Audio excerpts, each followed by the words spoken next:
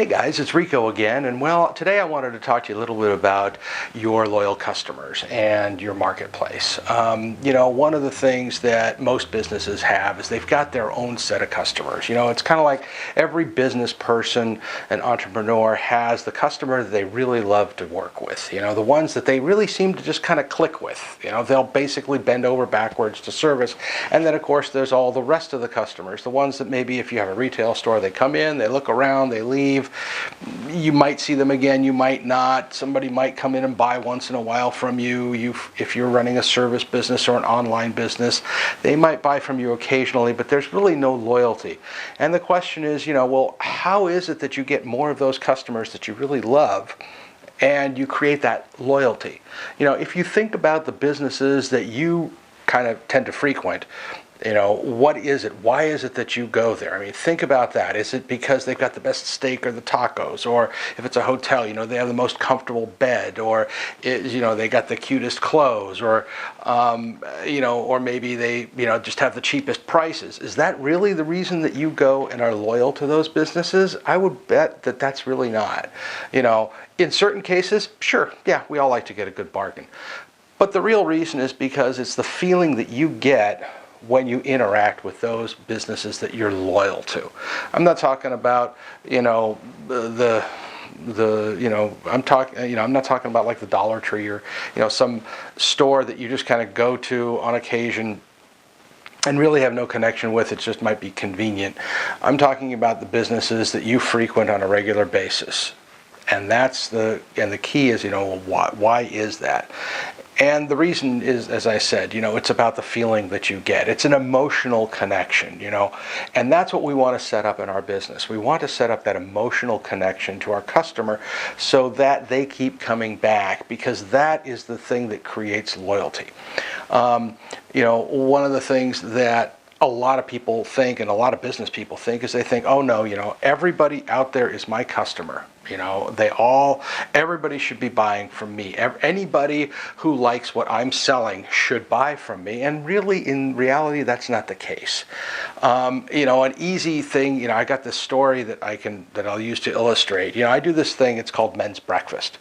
And when I do Men's Breakfast, it initially started where a friend of mine, he came over, he knew I was a trained chef, and he says, hey, Rico, why don't I bring over a bunch of ingredients and just tell me what to buy, I'll get it, come on over, you make breakfast for me. I said, great, not a problem. He came over, brought the ingredients, and made breakfast. And then that turned into a monthly thing with about 15 to 20 guys, and everybody would have and I would give out their assignments and, think about, well, what is it that I want to cook? And I'd give them the assignment. Each guy would be responsible for bringing certain ingredients. And there were basically three types of guys that I dealt with. Okay, I dealt with the guys that love to cook, and so they would bring their own dish, or they'd bake something or whatever and bring that.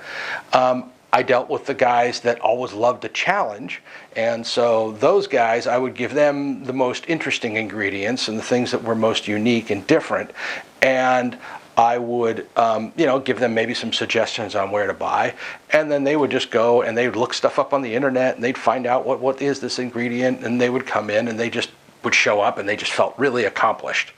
And then there were the guys that were just completely clueless. I mean, they didn't cook, they didn't even know their way around a shopping mall. It's like you'd go into a market and you'd ask them for an avocado and they'd bring you a green avocado. Well, it's an avocado, but they didn't know that what it took to ripen. So for what I would have to do when I would set the assignments out is I would have to deal with each individual person, know their likes, know how they would respond, basically know what their buyer persona was, and be able to give them instructions based upon that.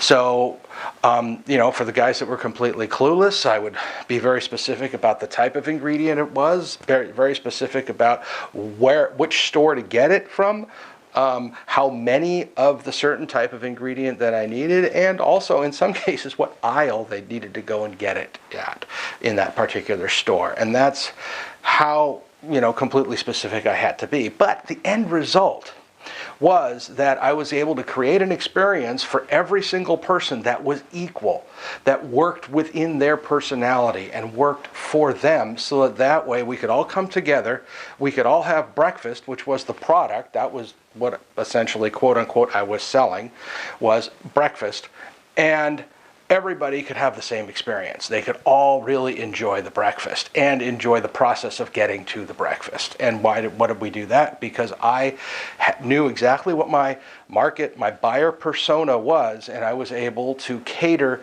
the experience for each type in my market. Well, it's the same thing in your business. You want to cater that experience to your business. So whatever it is that you're selling, you want to make sure that those people are able to have that emotional connection. So you really want to know who your customer is. You want to know the details. You want to know, male, female. You want to know their hobbies. You want to know about their family. You want to know, their celebrations. You want to know where they hang out.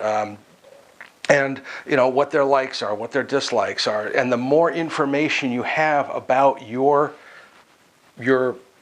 customer, your favorite customer, because those are the ones that you want more of, the more of those types of customers that you'll be able to get.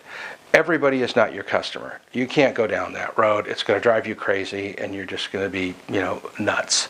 So, like I said in Men's Breakfast, it's about actually knowing who they are and really being able to kind of categorize them so that you can serve them properly. What customers understand is they notice the details. It's not about the actual finished product. That, in many cases, they can get anywhere, unless you're so unique that you're the only one that has it. But in most cases, they can get it anywhere. But the reason they're going to keep coming back over and over again is because of a consistent emotional connection to your business and consistent, reliable service that they get. Whether it's an online business, whether it's a retail business, whether it's a service, doesn't matter what it is, it's that emotional connection that they have with the business, the brand, that is going to keep them coming back over and over again. So those are things, so those are some things you want to think about.